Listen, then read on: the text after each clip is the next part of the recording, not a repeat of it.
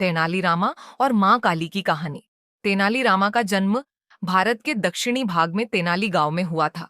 हालांकि उन्होंने कोई औपचारिक शिक्षा प्राप्त नहीं की, लेकिन मां काली के आशीर्वाद के कारण वे एक महान कवि बन गए। यह तेनालीरामा और देवी काली की दिलचस्प लोक कथा है। तेनाली रामकृष्ण, जिन्हें तेनालीरामा के नाम से भी जाना जाता है, एक महान कवि, लेखक और भारत के इतिहास के सबसे चतुर दरबारी विदूषकों में से एक थे, और वे विजयनगर साम्राज्य के राजा कृष्णदेव राय के दरबार में रहते थे। उनकी बुद्धिमानी और हास्यपूर्ण जवाबों के लिए वे आज भी मशहूर हैं। उनकी कहानियां न केवल मनोरंजक होती हैं, बल्कि उनमें नैतिक शिक्षा भी होती है। एक दिन एक महान संत तेनालीरामा के गांव आए और गांव के सभी लोग उनका आशीर्वाद लेने गए।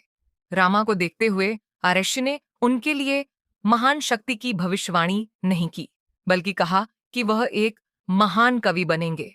उन्होंने उससे कहा, रामा, मैं तुम्हें एक प्राचीन मंत्र सिखाऊंगा। गांव के बाहरी इलाके में स्थित देवी काली मंदिर में इसका 1008 बार पाठ करें।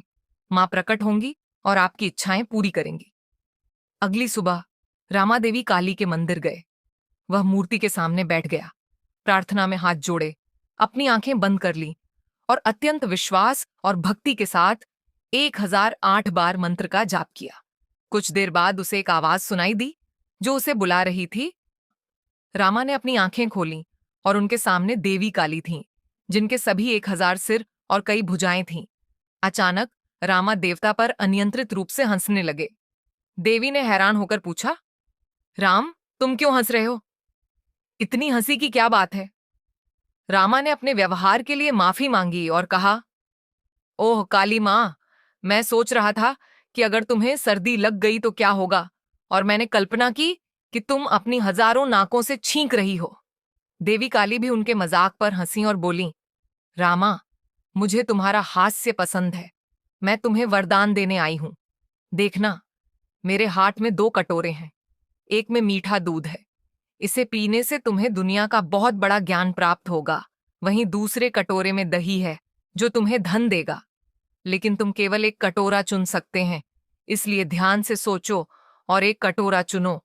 रामा ने देवी काली के दोनों कटोरे को ध्यान से देखा और कुछ क्षण के लिए सोच में पड़ गए।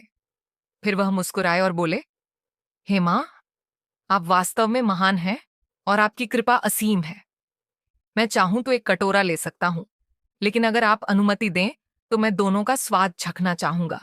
देवी सहमत हो गईं और उन्हें दोनों कटोरे दे दिए।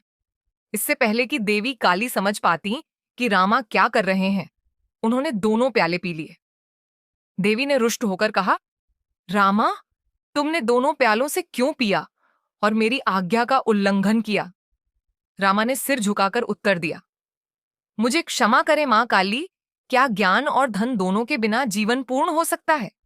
धन के बिना ज्ञान का क्या उपयोग, और ज्ञान के बिना मैं धन का क्या करूंगा? देवी काली उनकी चतुराई और बातों में छिपी गहरी समझ पर मुस्कुराई। उन्होंने कहा, रामा, तुम्हारी बुद्धिमानी तुम्हारी सबसे बड़ी ताकत है।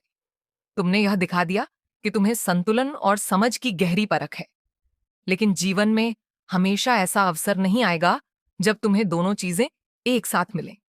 आज मैं तुम्हारे विनम्र स्वभाव और हास्य से प्रसन्न होकर तुम्हें दोनों वरदान देती हूं। यह कहते हुए देवी ने अपने आशीर्वाद से दोनों कटोरों का सार रामा को प्रदान किया। उन्होंने कहा, तुम्हारी बुद्धिमत्ता और हास्य तुम्हें हमेशा विजय दिलाएगा। जाओ, विजयनगर साम्राज्य में जाकर अपनी योग्यता का प्रदर्शन करो और लोगों के जीवन में प्रकाश फैलाओ। रामा ने देवी को प्रणाम किया और उनका आशीर्वाद लेकर अपने गांव लौट आए।